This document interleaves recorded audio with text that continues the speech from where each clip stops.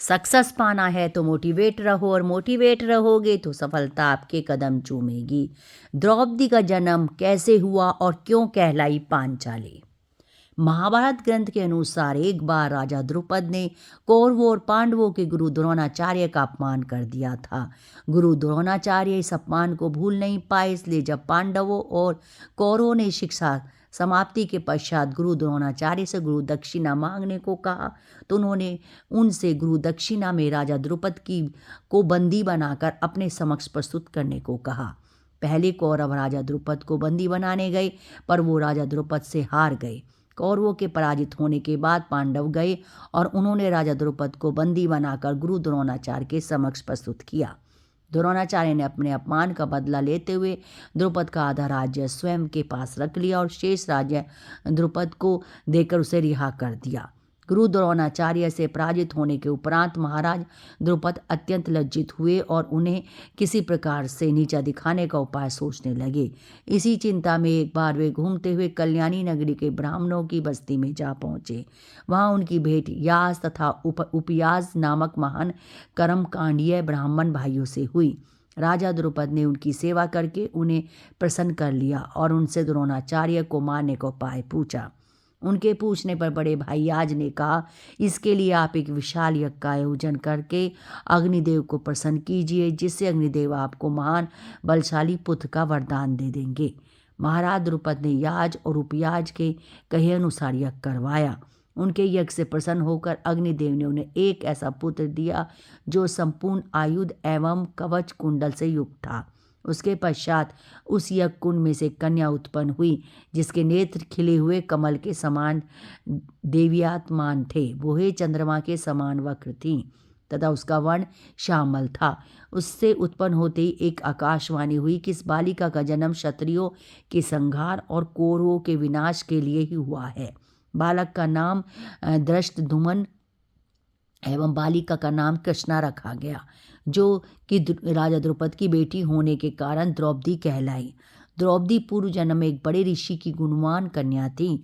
वह रूपवती, गुणवंती और सदाचारणी थी, लेकिन पूर्व जन्मों के कारण कर्मों के कारण किसी ने उसे पत्नी रूप में स्वीकार नहीं किया।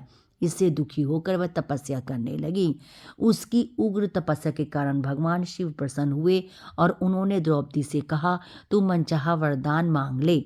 इस पर द्रौपदी ने इतनी प्रसन्न हो गई कि उसने बार बार कहा, मैं सर्व गुणों से युक्त पति चाहती हूँ। भगवान शंकर ने कहा, तूने मनचाहा पति पाने के लिए मुझसे 5 बार प्रार्थना की है, इसलिए तुझे दूसरे जन्म में 1 नहीं 5 पति मिलेंगे। तब द्रौपदी ने कहा, मैं तो आपकी कृपा से 1 ही पति चाहती हूँ।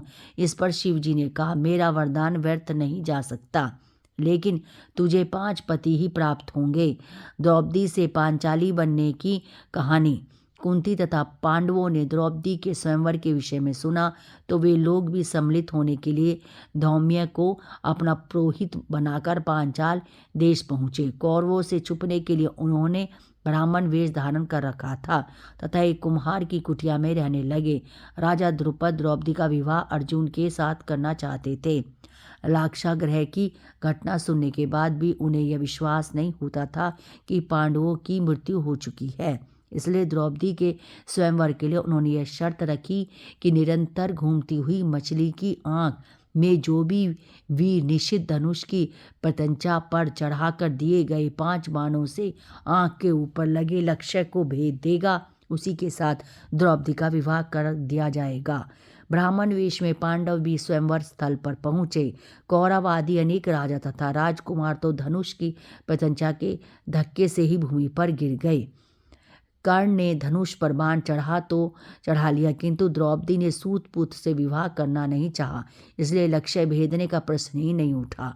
अर्जुन ने ब्राह्मण वेश में पहुंचकर लक्ष्य भेद दिया तथा द्रौपदी को प्राप्त कर लिया। भगवान श्री कृष्ण अर्जुन को देखते ही पहचान गए।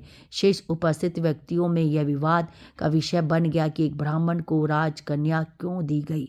अर्जुन और भीम के रण कौशल तथा श्री कृष्ण की नीति से शांति स्थापित हुई तथा अर्जुन और भीम द्रौपदी को लेकर डेरे पर पहुँचे।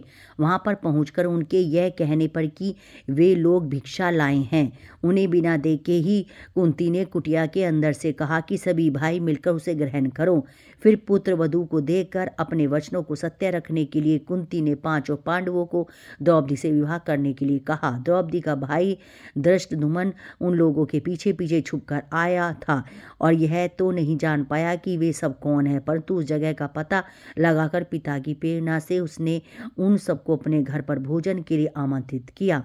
द्रौपद को यह जानकर कि वे पांडव हैं बहुत प्रसन्नता हुई, किंतु यह सुनकर विचित्र लगा कि वे पांचों द्रौपदी से विवाह करने जा रहे हैं। तभी व्यास मुनि ने अचानक प्रकट होकर एकांत में बैठकर राजा द्रुपद को उन पांचों पांडवों और द्रौपदी के पूर्व जन्म की कथा सुनाई कि एक बार रुद्र ने पांचों इंद्रों को उनके अभिमान स्वरूप यह शाप दिया था कि वे मानव रूप धारण करेंगे। उनके पिता क्रमश धर्म, वायु, इंद्र तथा अश्वनी कुमार होंगे। भूलोक पर उनका विवाह स्वर्गलोक की लक्ष्मी के मानवी रूप से होगा। वह मानवी द्रौपदी है तथा वे पांचों इंद्र पांडव हैं। व्यास मुनि के आदेश देने पर द्रौपदी का विवाह क्रमश पांचों पांडवों से कर दिया गया। इस तरह से पांचों पांडवों से विवाह करके द्रौपदी पांचाली कहलाई। वीडियो अगर आपको अच्छी लगे तो चैनल को लाइक करें, सब्सक्राइब करें और शेयर करें। राधे राधे, जय श्री कृष्णा।